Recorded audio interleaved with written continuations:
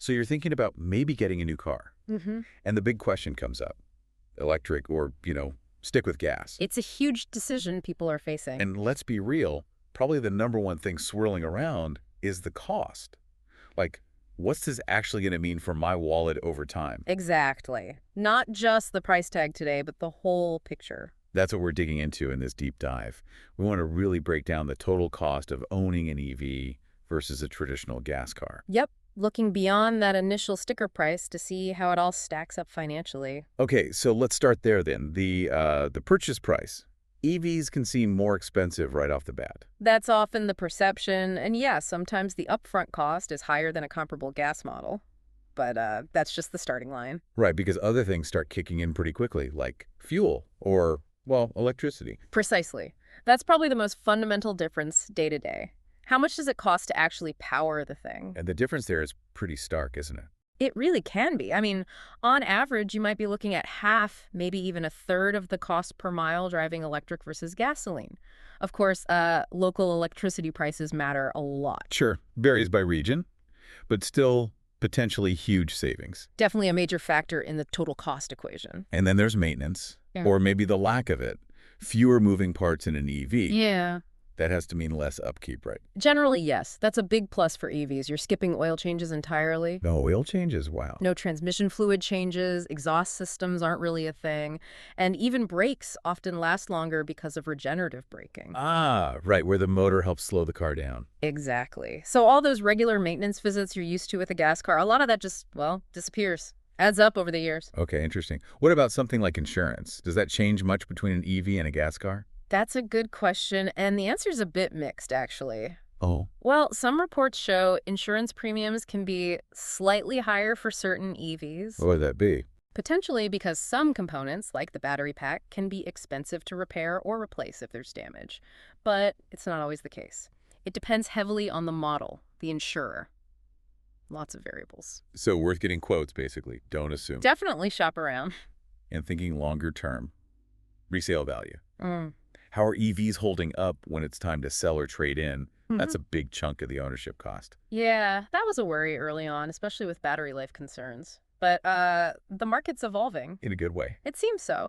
Many popular EV models are actually holding their value quite well now, sometimes better than comparable gas cars. The demand for used EVs is definitely growing. Okay, that's encouraging. Now, something that can really swing the numbers. Hmm. Tax credits and incentives. Oh, absolutely crucial. These can be a game changer for the upfront cost. How significant are we talking? Well, depending on federal, state, and sometimes even local programs, you could get thousands back, either as a tax credit or an upfront rebate. It directly lowers that initial purchase price barrier. Makes that sticker shock a bit less shocking. Precisely. You really have to research what's available specifically for you where you live. Are there any sort of hidden costs people might not think about with EVs? Good point. One thing is potentially installing a level 2 charger at home. It's not strictly necessary you can use a standard outlet, but for convenience, most owners want one. That's an added expense. Right, the faster charging. Yeah. And also, if you rely heavily on public charging networks, those costs can vary and add up, especially the DC fast chargers. Plus, some states might have slightly higher registration fees for EVs to offset lost gas tax revenue. Little things to factor in. Yeah. And repairs, if something does go wrong, beyond maintenance. So while routine maintenance is lower, yeah, certain major repairs, particularly related to the battery if it's outside the warranty period, could potentially be more expensive than on a gas car. But battery tech is improving fast. It is. Reliability is going up, and costs for battery production and eventually repairs are trending downwards, but it's still a consideration. Okay, so pulling it all together, the 5-year question.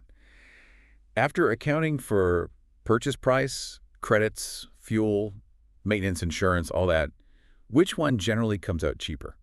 Based on, numerous studies and cost calculators, when you factor everything in, especially the lower fuel and maintenance, plus those incentives, an EV often works out to have a lower total cost of ownership over 5 years compared to a similar gas vehicle. Often, but not always guaranteed. Exactly. It really hinges on your personal situation, how much you drive, your local electricity rates, the specific models you're comparing, and what incentives you qualify for. So the ultimate question for you listening, does making the switch to an EV make financial sense right now?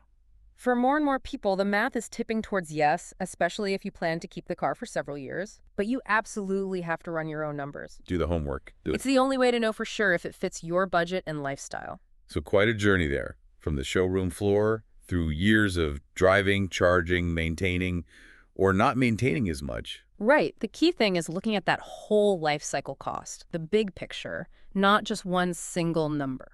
And maybe that leaves you with something to think about. As this EV tech keeps racing forward and maybe gas prices keep doing, well, whatever they do, how will you decide what powers your ride in the future? What's the real value you put on getting from A to B?